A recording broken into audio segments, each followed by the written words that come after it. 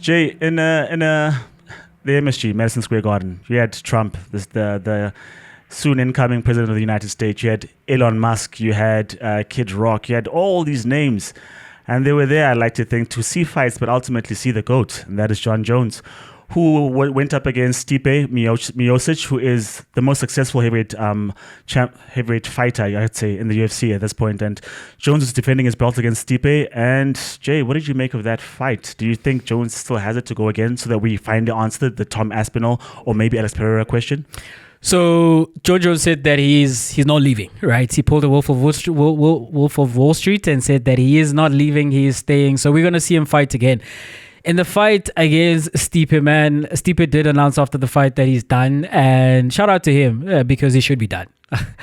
Because we speak about Mike Tyson and how his legs looked like lead.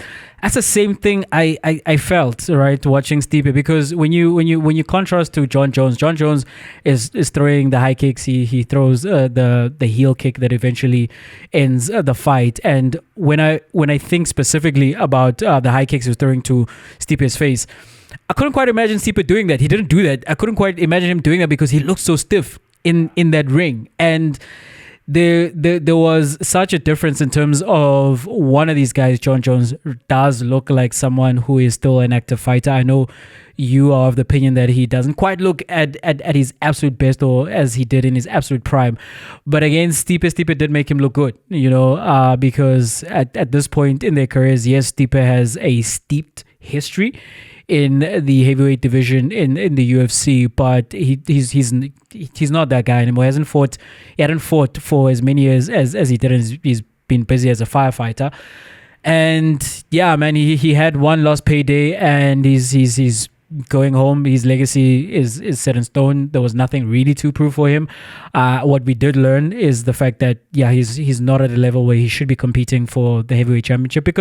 And in my head, I thought to myself, if he does land something, because it could happen in pugilistic sports, where he does knock out Jon Jones and now he's the champion. What then? Like, was he going to feel a pressure to continue to fight?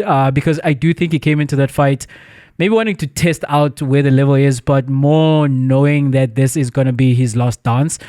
And it became very clear against what someone who many people consider the GOAT, Jon Jones, that he's not quite at the races anymore. Kudos to Jon Jones. He made light work of that. You did imagine that's probably how it's going to go. What it does do is it raises the choruses in terms of he should be fighting someone like Tom Aspinall rather than someone like Stipe, because maybe you might say that's a Jake Paul versus Mike Tyson situation there. Yeah, for as long as Stipe was out here, I don't even think he had a proper camp. I think he was just training just to be fit. Because when you had him on the mic, it wasn't even a matter of, I've been thinking about leaving the sport for the longest time. I was like, no, I'm done. Thank goodness it's done. Like, there was no fight. Yeah, I was like, I just came here to see if I still got it. I know for sure. And we knew he didn't have it for the longest time, because who stays inactive for that long? And then you want to fight Jon Jones? Who stays inactive for that long in the heavyweight, where the guys have got knockout power in one hand? You know what I mean? So good thing he's still healthy at the end of that fight, I'd say, because Jon had fun in there. Jon had basically a mobile punching bag in front of him, because Stipe did land a couple of jabs where you thought to yourself, if you could put together a combination, you could be dangerous. But it wasn't there. It just wasn't there. Like you said with Mike Tyson, that the brain is there, but the body won't follow what the brain would want to do. Jon Jones had fun in there. Stipe was just throwing punches. Whereas MMA, you could try a takedown, you could try kick him, you could try. There was no attempt whatsoever, right? Do something else, yeah. So. Look, I'll tell you this though, right? With that fight, after having seen Michael Chandler, Charles Oliveira, having seen Bo Nickel and Paul, although that one was boring. That fight was boring. And the other fights preceding that, even with the ladies, this fight did happen at a slow pace. I would say that. I will concede that maybe the ducking things have a bit of legs, or they're growing on me in terms of maybe Tom is a little bit more dangerous after having seen Jon Jones back in the ring again.